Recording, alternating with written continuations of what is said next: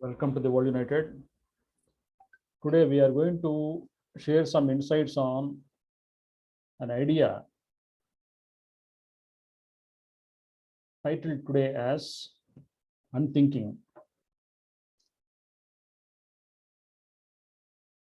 The worst habit in the world is not alcoholism or substance abuse, smoking cigarettes, or anything else. The worst habit, most addictive habit, most dangerous habit, most life damaging habit in the world is excessive thinking. Thinking is an addiction.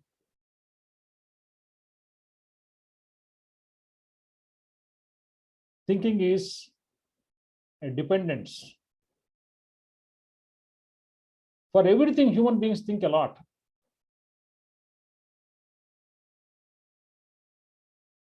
Even there is no problem. The human beings are so much addicted to thinking that the very thinking has become the reason or the cause for his mental and physical exhaustion. We get drained only by thinking. When we are into excessive thinking, it does mean that human beings are spending a lot of time for losing energy. Today, let us know something about how this thinking process, thinking habits emerge and how to come out of them. Thinking always happens in certain tracks, in certain pathways. And these pathways are very typical, definable. Like we have roads to travel everywhere. Thinking also travels as per certain well-laid roads in the mind. We can't go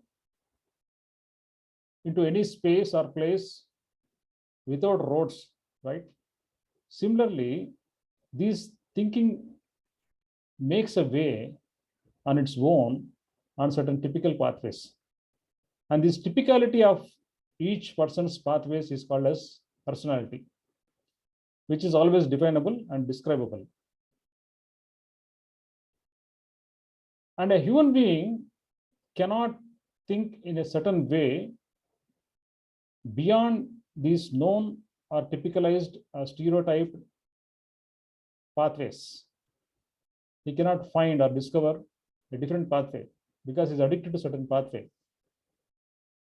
This addiction to certain pathway makes him feel more secure, more safe, and hence he doesn't want to come out of his self-created boundary of thoughts.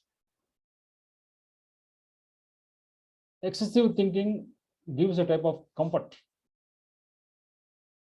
a type of security, a certain type of safety,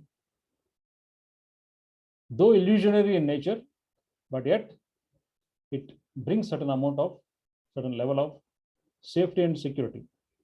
Because of this, the human beings are much used to thinking more and more, though they are much aware that thinking doesn't lead to solution.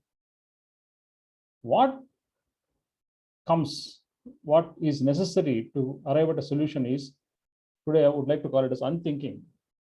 Unthinking, by definition, as per English language, might be something which is related to unthoughtfulness or unmindfulness or harsh or rude or whatever it may be. Today, I am presenting or projecting the word unthinking as something more positive, something more useful, which is most necessary to come out of these addicted thinking patterns and pathways. Unthinking for me basically is about watchfulness. When I say watchfulness, many people understand it as mindfulness, because mind keeps on thinking, and mindfulness means observing one's own thoughts, mindful of being aware of something. For me, watchfulness is a combination of two elements: mindfulness plus heartfulness is equal to watchfulness or soulfulness for me. When we keep on watching ourselves, only two types of entities come into the picture: thoughts and feelings. When we keep on observing the thoughts, either they grow more or they become less. Only two things are there, never stationary. Similarly, when we keep on observing our own feelings and emotions, either they become more or they subside. They become more because we expect certain result. And when we drop all this result orientedness, when we move in a anti expectation mode or anti anticipation mode, then we come into a type of inner calm. This I would like to call as unthinking. That means applying a principle of reductionism. When we keep on watching our own thoughts and its patterns, so many thoughts converge and become a few, and these a few thoughts will become one, and this one thought becomes zero. This type of reductionistic principles or deductionistic principles or narrowing down principles are very much required, and put together I would like to call as define as unthinking. How to do it? The normal wakefulness consciousness is not required to practice something called as watchfulness. A certain elevated level of consciousness is always required to observe thoughts and emotions. Normal, patternized, or programmed type of wakeful consciousness is never sufficient for practicing watchfulness. And this elevated level of consciousness always happens through meditation. Once the frequency level of consciousness increases, in certain elevated consciousness, if we keep on observing our own thoughts and feelings in an unbiased and unprejudiced, neutral way, then they start getting reduced or they get narrowed down. Like peels of onions, if they are removed one by one, and at the center, there is nothing, it is only space. So moving from a periphery to the center is what is called as unthinking. Moving from a cluttered, confused, cloudy mind to a calm, centralized, conscious frequency is called as unthinking for me today. So let us practice some meditation, and slowly with that meditation, we can watch our own thoughts, our own patterns, all the teachings, concepts, and postulates, and perceptions and perspectives which have been given by our societies, wherever we are, our own culture, our own nation, our own environment, our own schooling, our own peers, our own priests. All these people who have written so many signatures on our minds will be erased, will be annihilated forever with the help of certain process, what I would like to call as on thinking, which can be understood as watchfulness basically. The way the onion peels are removed and we reach the center of consciousness, the same way every thought has to be observed, and the very observation annihilates the thought and its pattern. And if we keep on practicing this periodically, regularly, sincerely, the patterns get destroyed and we move into something called unpatternized mind consciousness. Unpatternization or unprogrammedness, deprogrammedness happens with the help of consistent watchfulness. And the whole process is coined as unthinking today by me. So let us jump into meditation for a few minutes. Keep your hands like this, the two thumbs just approximating each other. There is a small gap between two thumbs, and keep it in your lap. Drop your shoulders, keep your spine straight.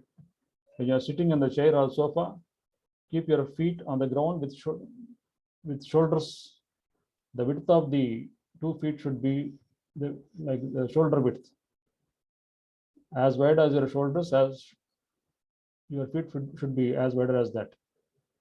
Close your eyes, drop your shoulders,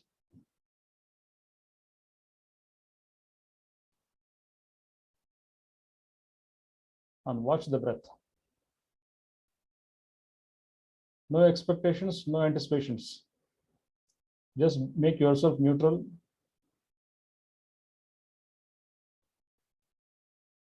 and watch your breath. And when you inhale, the abdomen rises. When you exhale, abdomen goes within.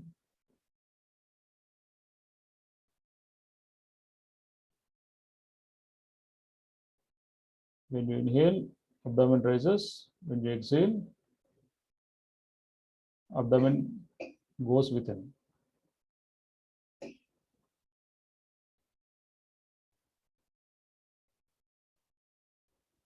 Abdomen is the reference point of watching the breath.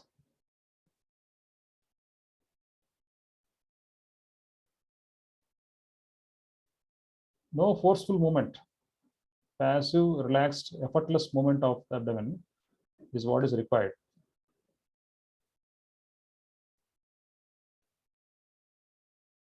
The attention has to be passive. The way a child watches certain thing, the way any animal observes certain thing, the yogi also watches exactly in the same way. No expectation, no anticipation. Connecting the nose and navel is the key element here.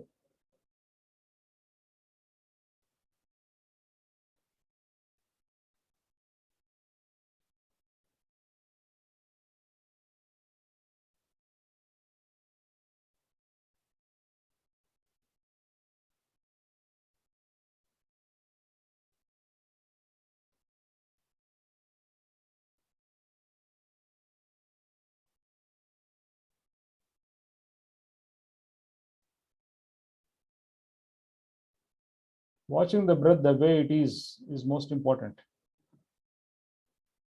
without making any changes. This step is called as anugama, plain watchfulness of breath, taking abdomen as a reference point. Taking abdomen as a reference point of observation of breath is called as thapana, because the belly, the center of one's being, otherwise called as the hara or hiranyagarbha, is taken as a reference point for watching the breath.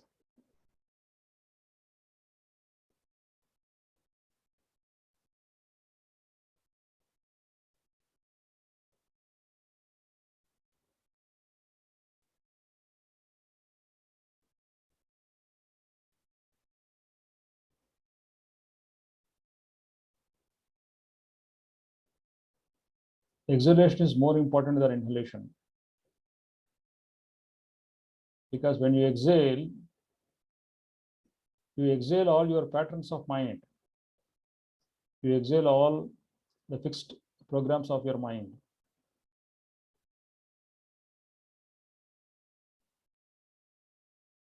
Please add an element of letting go with every exhalation that you make.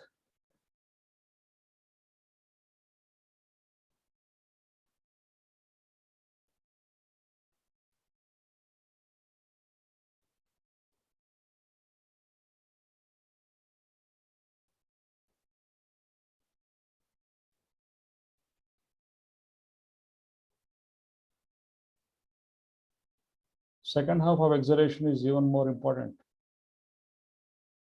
because you are sinking straight into the center of your being,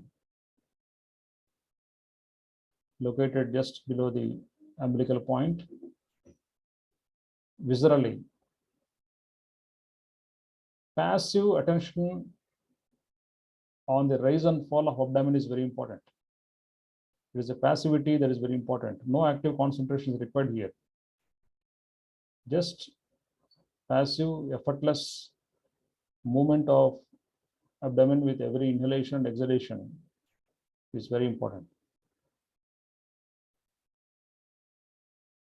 Slowly, breath transforms into energy. That means we inhale energy, we exhale energy. No more atmospheric air. You slowly start feeling the air as energy. This step is called as upalakshana, where breath becomes energy.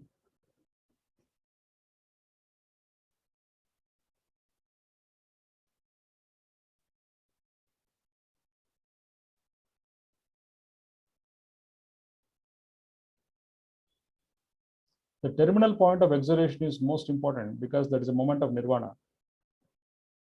You become blank. All thoughts cease. For this one moment, the entire cycle of breath has to be observed carefully. The terminal point of exhalation is the most vital element because you are at the hara, you are at the hiranyagarbha, you are at the center of the wisdom of cosmos, at the terminal point of every exhalation. The entire treasure house is available at the end of every exhalation.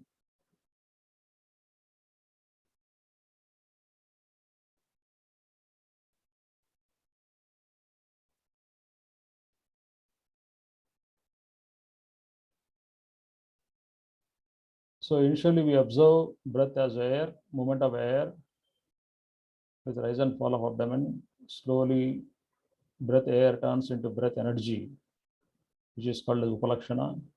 And now breath energy turns into breath consciousness. This step is called as vivarta, where you feel breath as flow of consciousness within and without. The air turns into energy, energy turns into consciousness. Prana turns into prajna. Prana means energy, prajna means consciousness. And this prajna has to become sthita, it means stabilized. This consciousness gets stabilized at the center. At the center of anything, no movement will be there. As you move away from center, there will be a lot of movements. There will be a lot of turbulences. There will be a lot of waves and ripples. At the center, everything is calm, everything is silence, everything is wisdom. And the center of one's being, we find the real calm. And when you stay at the center for a few more moments, the parishuddhi, the cleanliness process starts. Cleanliness of what? Cleanliness of our thought garbage, cleanliness of all emotional garbage. This parishuddhi turns into nirvana.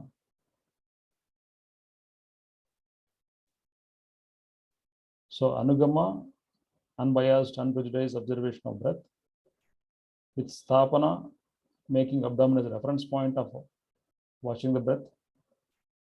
Upalakshana, conversion of breath into energy. Anugama, conversion of energy into consciousness. Parishuddhi, purification of all the thoughts and feelings and its patterns. Nirvana, the complete and absolute silence. This is the meditation process one has to undergo with closed eyes. And this watchfulness is a combination of both mindfulness and heartfulness. The heart and head, they become one.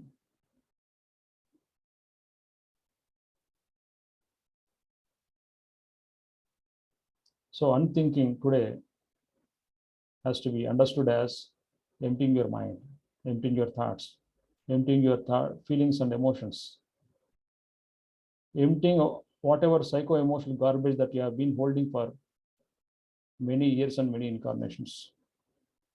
Throwing away garbage into the hiranyagarbha hara is called as, should be understood as unthinking for today. Slowly open your eyes, keep your mind's eye at the center of your lower abdomen.